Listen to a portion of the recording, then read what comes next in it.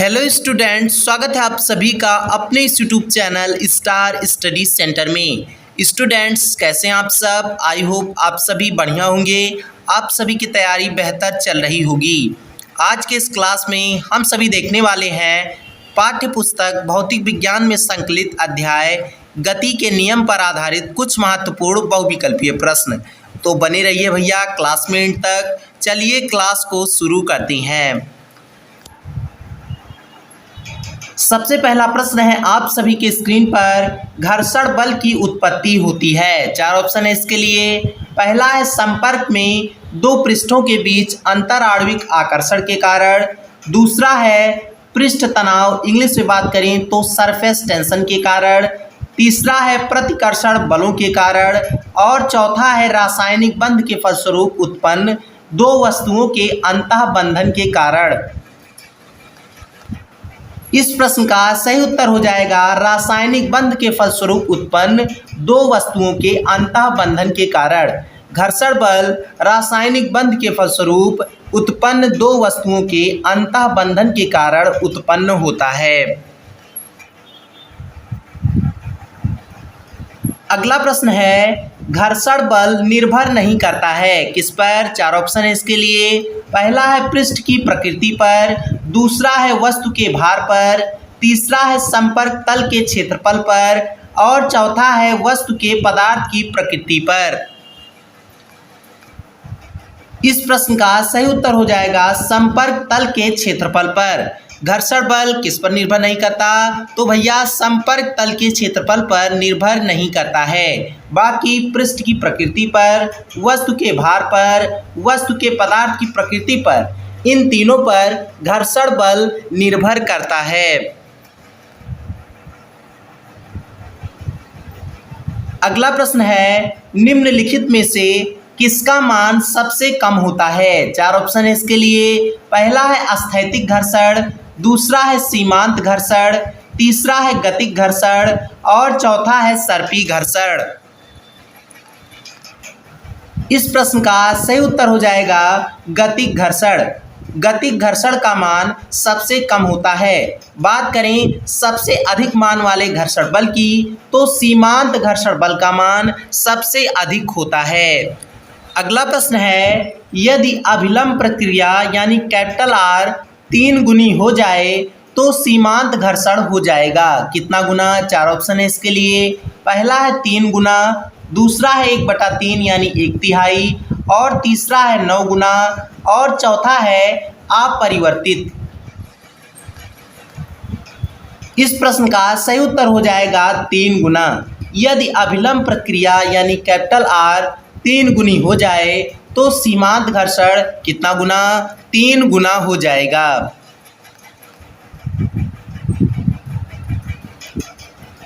अगला प्रश्न है एक खुरदुरी सतह पर एक निश्चित सीमा से अधिक पॉलिश करने पर घर्षण के मान में क्या होगा? चार ऑप्शन है इसके लिए। पहला है वृद्धि होगी। दूसरा है कमी होगी। तीसरा है कभी कमी कभी वृद्धि होगी। और चौथा है कुछ कहा नहीं जा सकता।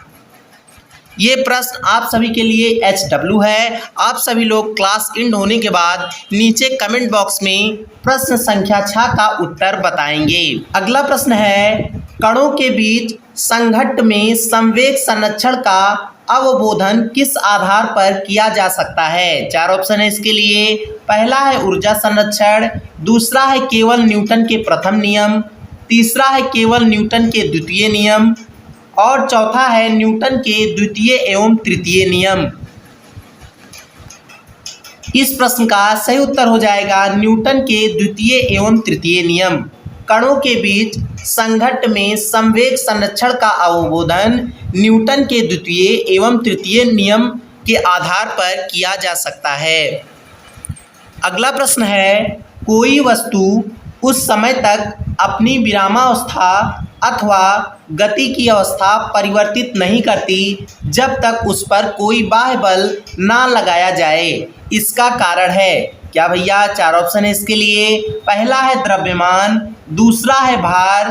तीसरा है जड़त्व। और चौथा है त्वरण। इस प्रश्न का सही उत्तर हो जाएगा जड़त्व। इंग्लिश में बात करें तो इनर्शिया। कोई वस्तु उस समय तक अपनी विरामावस्था अथवा गति की अवस्था परिवर्तित नहीं करती जब तक उस पर कोई बाह्य बल ना लगाया जाए। इसका कारण क्या है? इसका कारण जड़त्व का होना है।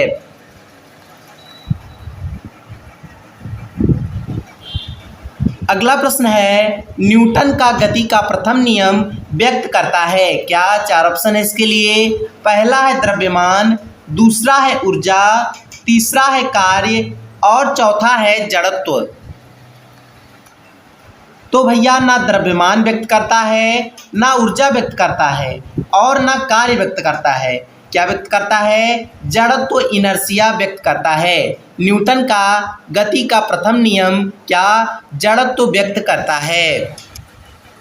अगला प्रश्न है, बल का मात्रक है। Very easy question but important है एंट्रेंस एग्जाम की दृष्टि से।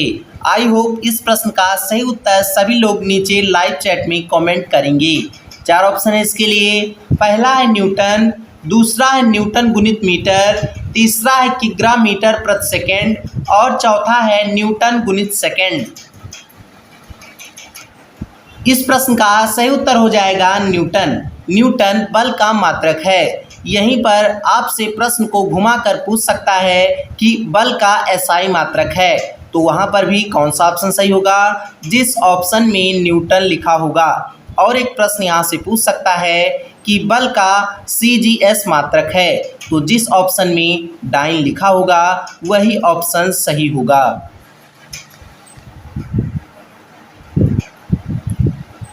अगला प्रश्न है, किसी वस्तु पर कार्यरत बल F अनुक्रमानुपाती होता है किसके? चार ऑप्शन है इसके लिए। पहला है संवेग के, दूसरा है संवेग परिवर्तन के, तीसरा है संवेग परिवर्तन की दर के और चौथा है आवेग के। भैया ना संवेग के, ना संवेग परिवर्तन के और ना आवेग के। किसके? संवेग परिवर्तन की दर के अनुक्रमानुपाती होता है। किसी वस्तु पर कार्यरत बल F किसके? संवेग परिवर्तन की दर के अनुक्रमानुपाती होता है।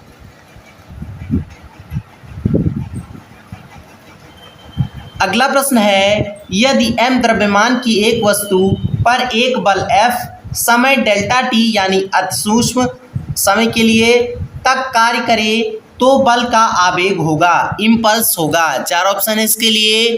पहला है m इंटू एफ, दूसरा है m इंटू डेल्टा टी, तीसरा है m into delta T by M और चौथा है f into M by delta T.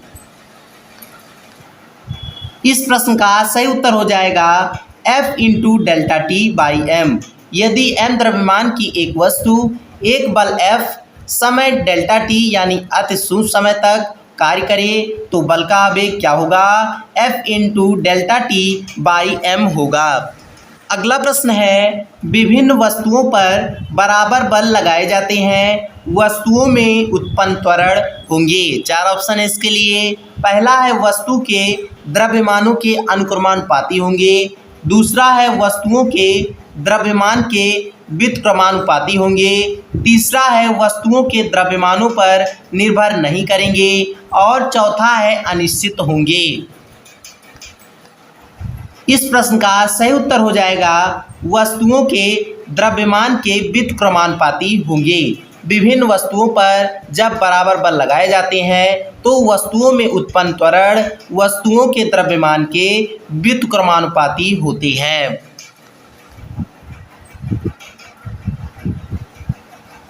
अगला प्रश्न है, किसी निकाय पर कार्यरत परिणामी बाह्य बल शून्य है, तब निकाय की कौन सी राशि संरक्षित रहेगी? चार ऑप्शन है इसके लिए। पहला है त्वरण, दूसरा है गतिज ऊर्जा, तीसरा है संवेग और चौथा है स्थितिज ऊर्जा। कौन सी राशि संरक्षित रहेगी? भैया संवेग, मोमेंटम संरक्षित रहेगी। किसी निकाय पर कार्यरत परिणामी बाह्य बल शून्य है, तब निकाय की कौन सी राशि? संवेग, मोमेंटम राशि संरक्षित रहेगी।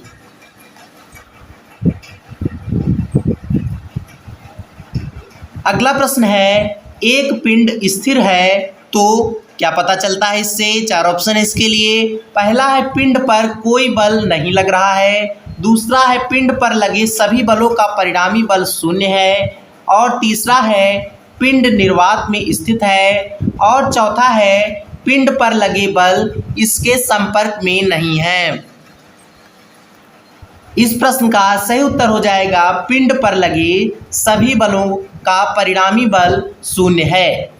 एक पिंड स्थिर है क्योंकि पिंड पर लगे सभी बलों का परिणामी बल क्या है? शून्य है। अगला प्रश्न है, एक फुटबॉल तथा उसी आकार के एक पत्थर के जड़त्व में से किसका जड़त्व अधिक है? 4 ऑप्शन है इसके लिए। पहला है फुटबॉल का जड़त्व अधिक है, दूसरा है पत्थर का जड़त्व अधिक है, तीसरा है दोनों का जड़त्व बराबर है, और चौथा है उपरोक्त में से कोई नहीं। ऑप्शन सी तो बिल्कुल इस प्रश्न का सही उत्तर नहीं हो सकता। फुटबॉल और उसी आकार के पत्थर का जड़त्व बराबर नहीं हो सकता। कौन सा ऑप्शन सही हो जाएगा? ऑप्शन बी इस प्रश्न का सही उत्तर हो जाएगा। पत्थर का जड़त्व अधिक है। एक फुटबॉल तथा उसी आकार के एक पत्थर में किसका जड़त्व? पत्थर का जड़त्व अधिक है। आपको पता होगा किसी वस्तु के जड़त्व की माप क्या होती है? उसकी द्रव्यमान होती है। तो पत्थर का द्रव्यमान अधिक है भैया, तो इसका जड़त्व भी अधिक होगा। आप सभी नोट कर सकते हैं, किसी वस्तु का द्रव्यमान जितना अधिक होगा उसके जड़त्व का मान भी उतना अधिक होगा। स्टूडेंट्स, कैसा लगा क्लास? नीचे कमेंट बॉक्स में ज़रूर बताइएगा। चैनल पर नए हैं तो चैनल को सब्सक्राइब कर बेल आइकन को ऑल पर ज़रूर प्रेस कर लीजिएगा, ताकि नोटिफिकेशंस के माध्यम से हमारी सारी वीडियोस आप तक पहुंचती रहें।